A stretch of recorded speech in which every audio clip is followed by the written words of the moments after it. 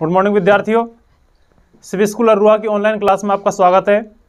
देखिए, गत वीडियो में हमने प्राकृतिक संसाधन का पाठ प्रारंभ किया था। अध्याय 12 है आपकी विज्ञान किताब का। कल हमने प्राकृतिक संसाधनों के प्रकार और प्राकृतिक संसाधनों के प्रबंधन के 2 पॉइंटों का अध्ययन किया था। तीसरा पॉइंट आता है प्राकृतिक संसाधनों के प्रबंधन का संसाधनों के संरक्षण के उपाय, जिसका अपन आज अध्ययन करेंगे। संसाधनों के संरक्षण के उपाय। देखिए, प्राकृतिक संसाधनों की हमने जहां तक बात की थी कल, उसमें हमने आपके लिए बताया था कि प्राकृतिक जो संसाधन हैं, इसमें हमें प्राकृतिक संसाधनों का उपयोग इस प्रकार से करना चाहिए कि ताकि हम भी इनका उपयोग कर सकें और आगे आने वाली पीढ़ियां में इनका आसानी से उपयोग कर सकें। प्राकृतिक संसाधनों का उपयोग इस कदर होना चाहिए कि ताकि ये प्राकृतिक संसाधनों का उपयोग प्रभावी हो, अतः हमारा उपयोग करने के बावजूद भी इन पर कोई भी दुष्प्रभाव नहीं पड़े। इसके लिए हमें करना क्या होगा? इसके लिए हमें हमारे देश में हम जिस स्थान पर रह रहे हैं वहां पर उन प्राकृतिक संसाधनों की मात्रा का ज्ञान होना आवश्यक है कि उस स्थान पर, उस देश में, उस राज्य में प्राकृतिक संसाधनों की मात्रा कितनी है, कितनी मात्रा में वो पाए जाते हैं। अब मात्रा तो उनकी कम पाई जा रही है, लेकिन अपन को उपयोग ज्यादा कर रहे हैं, तो ऐसी कंडीशन में फिर क्या होता है कि प्राकृतिक संसाधनों पर संकट का खतरा पैदा हो जाता है, संकट उत्पन्न हो जाता है। तो सबसे पहले बात यह होनी चाहिए कि प्राकृतिक संसाधनों की मात्रा कितनी है और उसी के हिसाब से फिर हमें उनका उपयोग करना चाहिए। जैसे कि अनवीकरणीय प्राकृतिक संसाधनों में 2 चीजें आती हैं मुख्य रूप से, कोयला और पेट्रोलियम। कोयला और गत वीडियो में मैं आपके लिए पढ़ा चुका हूं कि कोयला और पेट्रोलियम दोनों ही अनवीकरणीय प्राकृतिक संसाधन हैं। इनके निर्माण में हजारों लाखों वर्षों का समय लगता है, अतः इनकी मात्रा प्रकृति में सीमित है। लेकिन बढ़ती हुई जनसंख्या को देखते हुए, क्योंकि जनसंख्या बहुत तीव्र गति से बढ़ रही है, इसलिए इन प्राकृतिक संसाधनों की खपत बहुत ज्यादा बढ़ती जा रही है। दिन प्रतिदिन इनकी खपत बहुत ज्यादा हो रही है, जिससे प्रकृति के अंतर्गत इनकी जो खाने हैं, इनकी जो मात्रा है, वो भी क्या हो रही है, कम होती जा रही है। यदि इसी कदर हम इनका उपयोग करते रहेंगे तो एक कंडीशन ऐसी आएगी कि कोयला और पेट्रोलियम जो उत्पाद हैं ये खत्म हो जाएंगे, इनके ऊपर संकट खड़ा हो जाएगा और आगे आने वाली पीढ़ियां इनका उपयोग नहीं कर पाएंगी। इसलिए हमें ये तो नहीं है कि भाई इनका उपयोग करें ही नहीं, बिल्कुल नहीं, उपयोग कीजिए। आप भी इनके उपयोग से वंचित मत रहिए, करिए इनका उपयोग, लेकिन कैसे कीजिए? सीमित तरीके से कीजिए। आप ये पहचानिए कि प्रकृति में या हमारे पास इनकी मात्रा कितनी है, तो उसी प्रकार से हम इनका उपयोग करें, अनावश्यक रूप से इनका उपयोग नहीं करें। फिर करना क्या चाहिए? क्या उपाय है इसका? इसका उपाय यह है कि हमें ऊर्जा के नए वैकल्पिक स्रोतों का उपयोग करना चाहिए। भाई, जिस स्थान पर कोयला और पेट्रोलियम का उपयोग किया जा रहा है, उस स्थान पर हो सकता है कि हम ऊर्जा के किसी वैकल्पिक स्रोत का भी उपयोग कर सकते हैं। और वैकल्पिक ऊर्जा स्रोत हमारी है जैसे कि सौर ऊर्जा, सूर्य से प्राप्त जो ऊर्जा है, ऊर्जा का एक वैकल्पिक स्रोत होता है, उसका उपयोग करना चाहिए। पवन ऊर्जा, पवन चक्कियां वगैरह चलती हैं, यह भी ऊर्जा का क्या एक वैकल्पिक स्रोत है। तो हमें इस प्रकार से ऊर्जा के वैकल्पिक स्रोतों की ओर ध्यान देना चाहिए और उनका हमें उपयोग करना चाहिए, ताकि हम अपने निकट भविष्य के लिए इनको संजो कर रख सकें, इनको बचा करके रख सकें। नेक्स्ट पॉइंट आता है वन संरक्षण एवं प्रबंधन। बहुत अच्छा पॉइंट है। देखिए, वन जीवन की आधार रेखा मानी जाती है। वन जो क्षेत्र होता है वो मानव जीवन की एक आधार रेखा मानी जाती है। अब आप ये कहेंगे, सर इसको जीवन की आधार रेखा क्यों कहा जाता है वनों को? क्योंकि वन जो होते हैं वो एक प्रकृति के मुख्य घटक होते हैं। अपन बात करें प्राण वायु से लेकर के वर्षा होने तक की, पर्यावरण को शुद्ध रखने की, तो वो सारे काम कौन करता है? वन करते हैं। अतः प्रकृति का मुख्य रूप से संतुलन बनाए रखने का जो कार्य होता है अहम, वो किसका होता है? वनों का होता है। वन जो होते हैं अनेक लाभ होते हैं।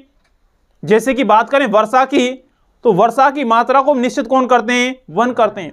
जिस स्थान पर वनों की मात्रा निश्चित अच्छी होती है, जिस स्थान पर वनों की मात्रा अच्छी होती है, उस स्थान पर वर्षा समय समय पर होती है। वहां पर पानी की पूर्ति रहती है। और जिस स्थान पर वन क्षेत्र नहीं होता है वहां पर वर्षा नहीं होती है और धीरे धीरे वहां का जो वातावरण होता है वो सूखा में तब्दील हो जाता है, अकाल पड़ना प्रारंभ हो जाता है। वन जो होते हैं पहाड़ों पर मिट्टी के कटाव को रोकते हैं। पहाड़ों पर वन है, अपन वनों को काट देते हैं। क्या होता है, जब पहाड़ों की कटाई हो जाती है तो जब बरसात होती है तो बरसात होने पर पहाड़ों की जो मिट्टी होती है वो कट कट कर कहां चली जाती है, नीचे नदियों में और तालाबों में चली जाती है, जिससे नदी तालाब समुद्र उथले हो जाते हैं। उथले मतलब उनमें नीचे क्या जम जाती है, मिट्टी जम जाती है, क्योंकि पहाड़ों की मिट्टी कट कट कर बहकर चली जाती है पानी के साथ में, और वो मिट्टी पहाड़ तालाबों में नदियों में नीचे जाकर के जम जाती है और वो उथले हो जाते हैं। जब भी हल्की सी बरसात होती है तो वो नदी और तालाब पानी से लबालब हो जाते हैं और स्थिति ये होती है कि उन नदियों, तालाबों और समुद्रों के आसपास के जो शहर होते हैं उनमें बाढ़ आने की संभावना पैदा हो जाती है, जिससे अपार जन और धन की क्या होती है, हानि होती है। ये सब काम होते किसके पीछे हैं, जनसंख्या वृद्धि के पीछे। मुख्य घटक कौन है इनका, जनसंख्या वृद्धि। और जनसंख्या वृद्धि के पीछे मुख्य कारण कौन है, अशिक्षा। कौन है, शिक्षित जो प्राणी होगा उसके लिए पता होगा कि यदि मेरे बच्चे 5, 7, 8, 10 पैदा हैगे तो क्या कंडीशन होगी मेरे सामने, इनके लिए खाने के लिए भोजन कहां से आएगा, कहां आवास होगा, कहां इनके लिए रोजगार मिलेगा, कैसे इनके लिए शिक्षा मिल पाएगी। वो कभी भी ऐसी गलती नहीं करेगा। और जो अशिक्षित व्यक्ति होते हैं उनको कुछ पता नहीं होता है, कम से कम 5, 7 बच्चा चाहिए साहब, कोई लड़ाई झगड़ा यार लट चाहिए कम से कम घर में, उसके लिए तो लट चाहिए घर पे। लेकिन ये नहीं सोच रहा है कि इस जनसंख्या वृद्धि को जो तू कर रहा है, जो बढ़ावा दे रहा है, उसका दुष्प्रभाव क्या होगा। तो इन सब के पीछे मुख्य कारण वो है, वो कौन है, अशिक्षा। अशिक्षा के कारण पॉपुलेशन ग्रोथ होती है और जब जनसंख्या वृद्धि होती है तो इसका सीधा सीधा जो दुष्प्रभाव पड़ता है वो पड़ता है किन पर, प्राकृतिक संसाधनों पर। किस पर पड़ता है, प्राकृतिक संसाधनों पर। क्योंकि जिस प्रकार से जनसंख्या की वृद्धि होती है उसी प्रकार से इन पेड़ पौधों की या वनों के जो वन जो होते हैं, वनों से प्राप्त जो उत्पाद होते हैं, इनकी मांग भी बढ़ती है। जब जनसंख्या वृद्धि होगी, व्यक्ति अधिक होंगे, तो प्राकृतिक संसाधन में जो वन आते हैं, इन वनों की और वनों से प्राप्त उत्पादों की मांग बढ़ती है, जिससे इनके दाम बढ़ जाते हैं।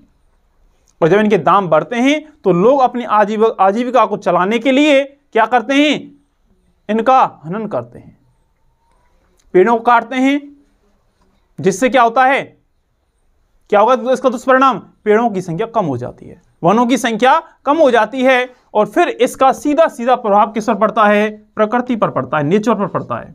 वायुमंडल में O2 व CO2 का संतुलन बिगड़ जाता है, CO2 की मात्रा बढ़ जाती है, O2 की मात्रा कम रह जाती है, जिससे ग्रीन हाउस प्रभाव, ग्लोबल वार्मिंग जैसी समस्याएं हमारे सामने आना प्रारंभ हो जाती हैं। मृदा अपरदन की समस्या पैदा हो जाती है। जो हमारी मिट्टी, उपजाऊ मिट्टी जो होती है, वो वर्षा के साथ में, तेज हवा के साथ में बह करके एक स्थान से दूसरे स्थान पर चली जाती है। और वनों के नष्ट होने का एक दूसरा मुख्य कारण और होता है, दुष्प्रभाव और पड़ता है। क्या दुष्प्रभाव पड़ता है कि वनों के अंतर्गत अनेक प्रकार के वन्य जीव निवास करते हैं, वन्य प्राणी निवास करते हैं, जो जंगलों में रहते हैं। हिरण है, बाघ है, तेंदुआ है, जो बड़े बड़े जानवर होते हैं, वन्य जीव होते हैं, ये निवास करते हैं। और जब जिस स्थान पर जंगल में वन्य जीव निवास कर रहे हैं, अपन उस स्थान के जंगल को यदि काट कर अलग कर देंगे, पेड़ों को काट देंगे, तो वो वन्य प्राणी कहाँ रहेंगे, क्योंकि उन वन्य प्राणियों का मुख्य आवास क्या है, वन है। अब उन्हें वन काट दिए, वो बेचारे कहां पर रहेंगे। जब उनको रहने के लिए स्थान नहीं मिलेगा तो शिकारी जो होंगे वो उनको क्या कर देंगे, उनका शिकार कर देंगे, उनको मार देंगे बेचारों को। और धीरे धीरे उन वन्य प्राणियों की संख्या क्या हो जाएगी, कम हो जाएगी, जिससे हमारा जैव संतुलन बिगड़ जाएगा। जैव संतुलन बिगड़ जाएगा, पारिस्थितिकी जो तंत्र होता है, इकोसिस्टम जो होता है, वो नष्ट हो जाएगा। और इन सब के पीछे मुख्य कारण कौन निकल के आ रहा है, जनसंख्या वृद्धि। कैसे हम देख लीजिए आप, हमारे भारत जैसे देश में प्रारंभ में लगभग 70% भाग पर वन थे। कितने परसेंट भाग पर वन थे, 70% भाग पर वन थे। लेकिन प्रतिवर्ष कई लाख हेक्टेयर भूमि के वनों को काटा जा रहा है। कई लाख हेक्टेयर भूमि पर से वनों को क्या कर देते हैं, वन काट देते हैं। क्यों काट रहे हैं, मानव की विभिन्न प्रकार की आवश्यकताओं की पूर्ति के लिए। कृषि करने के लिए, आवास निर्माण के लिए, कल कारखानों की स्थापना के लिए, सड़क निर्माण, नहर निर्माण या फिर अन्य कार्यों के लिए इन वनों का विनाश किया जा रहा है। हमारे भारत देश में लगभग 15,000 प्रजातियां पुष्पी पादपों पाई जाती हैं। पुष्पी जो पादप होते हैं, पुष्प आते हैं, वो प्रजाति कितनी होती है? लगभग 15,000 प्रजाति होती हैं। CS 15,000 से भी दोगुनी प्रजातियां अन्य प्रकार की वनस्पतियों की होती हैं, जिनमें से 15% जो प्रजातियां होती हैं या 15% जो वन जो होते हैं वो आर्थिक महत्व के होते हैं, जिससे हमें पैसा प्राप्त होता है, हम आजीविका चलाते हैं। भारत में जो वन थे वो लगभग 8 लाख वर्ग किलोमीटर क्षेत्रफल पर पाए जाते हैं। कितने पर? 8 लाख वर्ग किलोमीटर पर। इनमें से अधिकांश जो वन होते हैं वो होते हैं उष्णकटिबंधीय सदाबहार वन। भारत में अधिकांश क्षेत्रफल पर कैसे वन पाए जाते हैं? उष्णकटिबंधीय सदाबहार वन पाए जाते हैं। इन उष्णकटिबंधीय सदाबहार वनों की मुख्य विशेषता यह होती है कि इनमें जैव विविधता अधिक पाई जाती है। क्या पाई जाती है? जैव विविधता अधिक पाई जाती है। और जिन वनों में जैव विविधता अधिक पाई जाती है उन वनों का जैव संतुलन, उन वनों का इकोसिस्टम, वहां का पारिस्थितिकी तंत्र अच्छा होता है, मजबूत होता है। और जहां पर इकोसिस्टम मजबूत नहीं होता है वहां पर जैव संतुलन भी बिगड़ जाता है, वहां के जो घटक जो होते हैं उनके मध्य में संतुलन भी सही नहीं रहता है। यदि वनों की बात करें तो वनों से हमें अनेक प्रकार के आर्थिक महत्व की वस्तुएं प्राप्त होती हैं। लाख है, गोंद है, विभिन्न प्रकार की लकड़ियां जो प्राप्त होती हैं, रेजिन है, रबड़ है, अनेक प्रकार के सुगंधित तेल प्राप्त होते हैं। लेकिन वनों के विनाश की जो एक मुख्य चीज आती है वो ये भी आती है झूम खेती। आदिवासी जो लोग होते हैं वो क्या करते हैं? झूम खेती अपनाते हैं। अब आप ये कहेंगे सर झूम खेती क्या होती है? हो सकता है आपने ऐसे पढ़ लिया हो, लेकिन मैं आपके लिए पुनः बता दूं कि झूम खेती क्या होती है कि आदिवासी लोग क्या करते हैं कि जिन स्थानों पर वन अधिक होते हैं उन स्थानों पर वनों में आग लगा दी जाती है। जब उस जंगल में आग लगा दी जाती है तो वहां के जंगल जो होता है, वन जो होते हैं, उन वनों में आग लगने के पश्चात उनसे राख प्राप्त होती है और उस राख के द्वारा वहां की मिट्टी उपजाऊ बन जाती है। भाई सब पेड़ जल के नष्ट हो गए, राख बन गई, राख मिट्टी मिल जाती है, उसकी उपजाऊपन शक्ति बढ़ जाती है, जिससे क्या होता है कि आदिवासी लोग वहां के खेतों को तैयार करके, उस स्थान को तैयार करके 2 या 3 वर्ष खेती करते हैं। जब खेती होना बंद हो जाता है तो उस स्थान को फिर छोड़ देते हैं, अन्य स्थान के वनों को जलाकर फिर राख करते हैं, फिर वहां पर खेती करते हैं। क्यों? क्योंकि राख के द्वारा वहां पर 2 या 3 वर्ष तक उर्वरा शक्ति बढ़ती है खेतों की, फिर नष्ट हो जाती है, फिर पैदा होना बंद हो जाती है। फिर क्या करते हैं? वो दूसरे स्थान के वनों को जलाकर राख कर देते हैं, फिर वहां पर खेती करते हैं। तो इससे क्या होता है कि लगातार वनों की क्या हो रही है? कमी होती जा रही है। तो ये क्या आपकी झूम खेती है। अब ये झूम खेती जो अपनाई जाती है वो नागालैंड में, मिजोरम में, मेघालय, अरुणाचल प्रदेश, त्रिपुरा, असम, इन देशों में अपनाई जाती है। पेपर में प्रश्न आ जाता है कई बार कि झूम खेती कहां कहां की जाती है, तो प्रश्न अपन को देने हैं प्रश्न में कि नागालैंड, मिजोरम, मेघालय, अरुणाचल प्रदेश, त्रिपुरा और असम या आसाम में ये खेती की जाती है। ठीक है, बात करते हैं अपन वन संरक्षण की। जहां तक बात कर रहे थे तो बात ही आती है कि वन उन्मूलन के जो दुष्प्रभाव होते हैं इनमें प्राकृतिक संसाधनों का क्षय, मृदा अपरदन, वन्य जीवों का शिकार, जलवायु परिवर्तन और मरुस्थल का प्रसार। भाई जब वन नहीं होंगे तो उस स्थान पर क्या पैदा हो जाएगा? मरुस्थल पैदा हो जाएगा, क्योंकि वहां पर वर्षा नहीं होगी, और वर्षा नहीं होगी तो वहां पर दूर दूर तक क्या जम जाएंगे? रेत के टीले जम जाएंगे। जैसे अपने राजस्थान में बाड़मेर, जैसलमेर, बांसवाड़ा, डूंगरपुर, दरसाड़ में जो अपने क्या है? मरुस्थल है पूरा पूरा। तो मरुस्थल का क्या हो जाएगा? प्रसार हो जाएगा। इसलिए बात यह आती है कि हमें इस प्रसार को रोकने के लिए क्या करना चाहिए, वन संरक्षण के लिए हमें क्या क्या प्रयास करने चाहिए। तो सबसे पहला पॉइंट आता है कि हमें वनों की पोषणीय स्तर तक कटाई की जानी चाहिए। सर जी पोषणीय स्तर क्या होता है? देखिए हमारी पृथ्वी के लगभग 1/3 भाग पर वन होना आवश्यक है। 1/3 बात करें तो 33% भाग पर क्या होने चाहिए? वन होने चाहिए। पोषणीय स्तर तक कटाई का मतलब यह है कि चलो हमें आवश्यकता पड़ रही है पेड़ों की, कि सर जी हमारे लिए पेड़ों की बहुत अत्यधिक आवश्यकता है, हमें एक पेड़ की कटाई बहुत आवश्यक है। चलिए आप एक पेड़ की कटाई कीजिए, लेकिन यदि आप एक पेड़ की कटाई करते हैं तो आपको उसके स्थान पर कम से कम 2 पेड़ लगाने चाहिए। भाई एक पेड़ हमने काट लिया हमारी आवश्यकता के लिए, हमने हमारी आवश्यकता की पूर्ति कर ली। और हमने आपसे कहा भी था कि प्राकृतिक संसाधनों के उपयोग में हमें कंजूसी नहीं करनी चाहिए। तो चलो हमारा उपयोग हमने कर लिया, एक पेड़ हमने काट लिया, लेकिन हमें उस एक पेड़ के स्थान पर 2 पेड़ लगाने चाहिए और लगा करके उन पेड़ों की देखभाल करनी चाहिए जब तक कि वो पेड़ बड़े नहीं हो जाते हैं।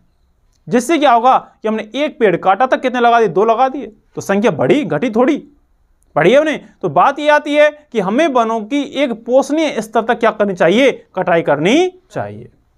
दूसरा पॉइंट, वनों की आग से सुरक्षा करनी चाहिए। भाई वनों में कई बार क्या, जंगलों में आग लग जाती है, कई बार मैं आपको बता दें झूम खेती वाली पद्धति है, इसको बंद करना चाहिए। तो दूसरी बात, कई बार आकस्मिक कारण हो जाते हैं, ज़्यादा तेज गर्मी पड़ती है, ज़्यादा टेम्परेचर बढ़ जाता है तो जंगलों में आग लग जाती है, या अन्य कोई और अन्य मानवीय कारण हो सकता है जिससे आग लग जाती है। तो इसलिए हमें वनों की आग से क्या करनी चाहिए? सुरक्षा करनी चाहिए। उन जंगलों में या वनों में अग्नि के लिए, अग्नि को रोकने के लिए अग्नि ग्रह की स्थापना करनी चाहिए या रक्षा पथ की स्थापना करनी चाहिए, जिससे हम उन वनों को जलने से बचा सकें। तीसरा पॉइंट आता है इसमें कि वनों में क्या होता है, कई बार कीड़े लग जाते हैं और कीड़े लगने के पश्चात वो पेड़ जो होते हैं वो धीरे धीरे नष्ट होना प्रारंभ हो जाते हैं। कई बार हम देखो पेड़ खड़ा होता है सीधा सीधा, लेकिन पेड़ सूख जाता है अपने आप। क्यों सूख जाता है? क्योंकि उस पेड़ में अनेक प्रकार के रोग आ जाते हैं। तो हमें वनों की रोगों से क्या करनी चाहिए? सुरक्षा करनी चाहिए। अनेक प्रकार की कीटनाशी दवाइयों का उपयोग करना चाहिए ताकि वनों को नष्ट होने से बचाया जा सके। नेक्स्ट पॉइंट आता है, विविधतापूर्ण वन जो होते हैं उन विविधतापूर्ण वनों को एक रूपता वनों से अधिक क्या देनी चाहिए? मान्यता देनी चाहिए। मैंने आपको अभी एक लाइन बोली थी थोड़ी देर पहले कि उष्णकटिबंधीय सदाबहार वनों में जैव विविधता अधिक पाई जाती है, तो हमें उन वनों को ज्यादा महत्व देना चाहिए जहां पर जैव विविधता अधिक होती है, क्योंकि जैव विविधता जहां पर अधिक होगी वहां पर जीव जंतुओं की और पेड़ पौधों की कई विभिन्न प्रकार की प्रजातियां वहां पर क्या करती हैं? निवास करती हैं। तो वहां पर कई प्रजातियां जीवित रहती हैं, इसलिए हमें जैव विविधता युक्त वनों को प्राथमिकता देनी चाहिए। नेक्स्ट पॉइंट आता है कि कृषि और आवास हेतु भूमि और झूम पद्धति पर रोक लगानी चाहिए। लोग क्या करते हैं? झूम खेती करते हैं, वनों को जला देते हैं, तो हमें उस पद्धति पर रोक लगानी चाहिए। हम अनेक प्रकार के आवासों को ऐसे स्थान पर स्थापित करते हैं जहां पर क्या होते हैं? पेड़ होते हैं। उस स्थान पर आने वाले समस्त पेड़ों को काट दिया जाता है, इसलिए हमें आवास का निर्माण ऐसे स्थान पर करना चाहिए जहां पर पेड़ पौधे ना हो। नेक्स्ट पॉइंट, वनों की कटाई को रोकने के लिए ईंधन व इमारती लकड़ी के नवीन वैकल्पिक स्रोतों का उपयोग करना चाहिए। अपन क्या करते हैं अपने स्वार्थ के लिए, ईंधन के लिए, किसके लिए? ईंधन के लिए, या फिर इमारती लकड़ी के उपयोग के लिए। भाई अपन को मकान के गेट बनवाने, बेड बनवाना है, कोई और चीज बनवानी है, अपन पेड़ों को काट देते हैं, तो इसके लिए कोई और वैकल्पिक स्रोतों का उपयोग करना चाहिए इसके स्थान पर। जैसे ऊर्जा के वैकल्पिक स्रोत मैंने आपको बताए थे, सौर ऊर्जा है, पवन ऊर्जा है, तो ऐसे ऊर्जा के वैकल्पिक स्रोतों की ओर ध्यान देना चाहिए ताकि पेड़ों कटाई ना हो। नेक्स्ट पॉइंट आता है, बांधों और बहुउद्देशीय परियोजनाओं को बनाते समय क्या बनाते बन? पानी के बहाव को रोकने के लिए बांध बनाए जाते हैं। अनेक प्रकार की बहुउद्देशीय परियोजनाओं के लिए पानी को रोका जाता है, जिससे क्या है कि जिस स्थान पर पानी एकत्रित होता है वहां पर आने वाले समस्त पेड़ पौधे या तो काट दिए जाते हैं या फिर जल की अधिकता के कारण वो पेड़ पौधे सूख जाते हैं। इसलिए बांधों को और बहुउद्देशीय परियोजना को बनाते समय यह ध्यान रखना चाहिए कि उस स्थान पर वनों की मात्रा कम हो। जिस स्थान पर वनों का क्षेत्रफल अधिक हो उस स्थान पर इन बहुउद्देशीय परियोजना को या बांधों को नहीं बनाना चाहिए। नेक्स्ट पॉइंट आता है, वनों के महत्व के बारे में जन चेतना जागृत करनी चाहिए। लोगों को जागृत करना चाहिए, उनको शिक्षित करना चाहिए, उनको अनेक माध्यमों से, नाटकों के द्वारा, नुक्कड़ नाटक के द्वारा या फिर अन्य प्रकार की रैलियों के माध्यम से उनको ये जागृत करना चाहिए कि भाई वन हमारे लिए किस प्रकार महत्वपूर्ण है, जिससे क्या है कि वो पेड़ों कटाई ना करें। सामाजिक वानिकी को प्रोत्साहन देना चाहिए। सामाजिक वानिकी अभी पढ़ेंगे अपन आगे पॉइंट में। और वन संरक्षण के नियमों और कानूनों की कड़ाई से पालना होनी चाहिए। देखिए हमारी जो राष्ट्रीय वन नीति है, हमारे जो वन विभाग है, हमारी जो सरकारें हैं, उनके द्वारा वनों के संरक्षण के लिए अनेक प्रकार के कठोर नियम और कानून बनाए गए हैं, उनकी हमें कठोरता से पालना करवानी चाहिए।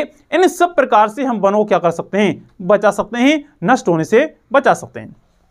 अब नेक्स्ट पॉइंट आता है आपका पांचवा, सामाजिक वानिकी। देखिए सामाजिक वानिकी क्या है।